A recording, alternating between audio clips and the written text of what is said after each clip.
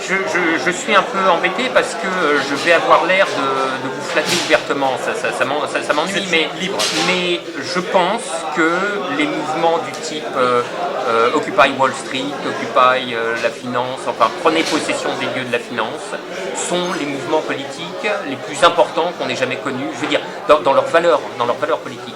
C'est ce qui s'est fait c'est ce qui se fait de mieux, c'est ce qui s'est fait de mieux depuis des décennies. Je ne peux pas vous dire à quel point j'accorde de l'importance à ces mouvements, les indignés, etc.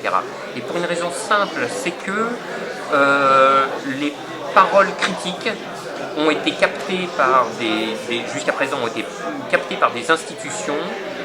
Je veux dire, hélas, les partis politiques de la vie institutionnelle, ceux qu'on dit des partis d'opposition et qui ne s'opposent plus à rien, ou des confédérations syndicales, et je fais la différence entre confédérations syndicales et les syndicats de la base, ceux qui se battent sur le terrain. Ces paroles critiques, ces mouvements critiques ont été captés par ces appareils institutionnels qui n'ont pas de plus grand soin que de les faire se perdre dans les sables.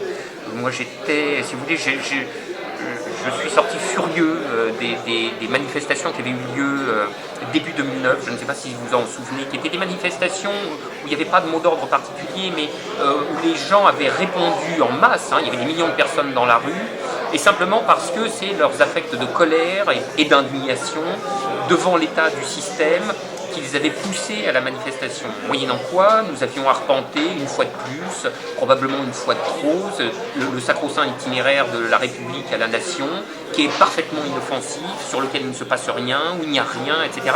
Et toute cette énergie politique a été volatilisée et gaspillée en absolument pure perte. Et moi j'ai toujours pensé que nous ne manifestions pas aux bons endroits, que les lieux où il faut manifester, c'est dans les lieux qui sont symboliquement et matériellement chargés, c'est-à-dire là où il y a des ministères, là où il y a la banque centrale, là où il y a les banques privées, là où il y a les médias, etc. Et j'ai été étonné que des États-Unis, pays peu connu pour l'activisme de ces mouvements sociaux, nous vienne cette leçon de réalisme politique élémentaire qui consiste à dire qu'il faut aller manifester dans les lieux pertinents. Donc on ne va pas manifester sur la 5e avenue ou à Broadway, vous voyez ? On va manifester à Wall Street, parce que c'est là que ça se passe, c'est là le cœur névralgique du système, et c'est donc là qu'il faut manifester notre présence politique. Et qu'en France, réputée terre de contestation, on ait mis tant de temps à en venir à cette vérité élémentaire est un truc qui m'est incompréhensible. Et de voir que des mouvements sont en train de s'emparer de cette vérité-là, je dois vous dire que ça fait ma joie. Donc je pense que j'avais trouvé un mouvement, vous savez, il y avait le mouvement des manifestations auprès du Crillon pour les réunions du siècle. Ça aussi, je trouvais que c'était un lieu absolument pertinent de manifestation. Il faut manifester là où se réunit l'oligarchie. De même, il faut manifester là où la finance a élu domicile. Mais idéalement, oui, c'est par la contestation du pouvoir dans ces lieux pertinents.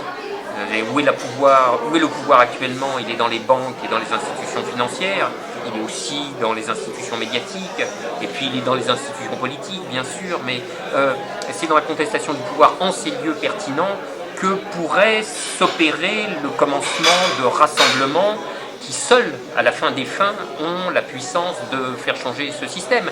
Mais vous voyez, c'est une très longue entreprise qui dépend de tellement de choses, qui dépend de l'agrégation des passions collectives, des directions qu'elle va emprunter, etc. Et ça, de la possibilité que des leaders se fassent connaître pour lui donner une force de consistance. Et tout ça, c'est d'énormes inconnus de l'histoire. Donc oui, idéalement,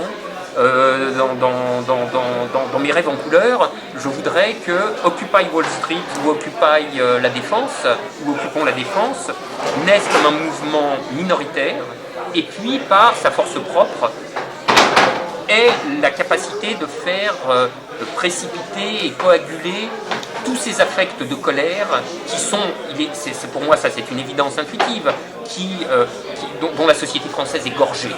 Voilà.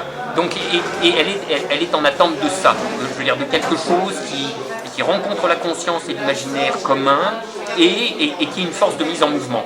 Donc voilà, ça peut être un tout petit mouvement qui dégénérera, qui régressera, qui s'évanouira et dont on perdra jusqu'au souvenir, ou alors au contraire, ça peut être quelque chose qui soit, n'en est pas la moindre idée.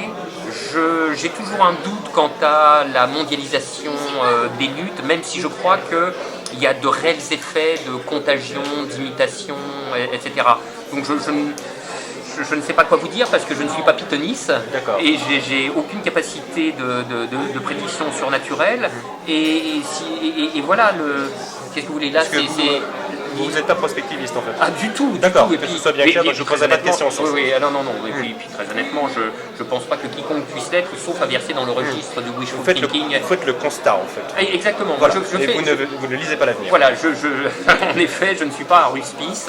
Je fais le constat de ce qui est en train de s'élaborer et je me pose les mêmes questions que tout le monde. D'accord. Qu'est-ce que ça peut devenir? En revanche, vous êtes un homme optimiste.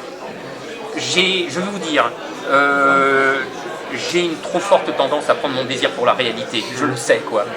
Donc je ne peux pas m'empêcher d'y croire.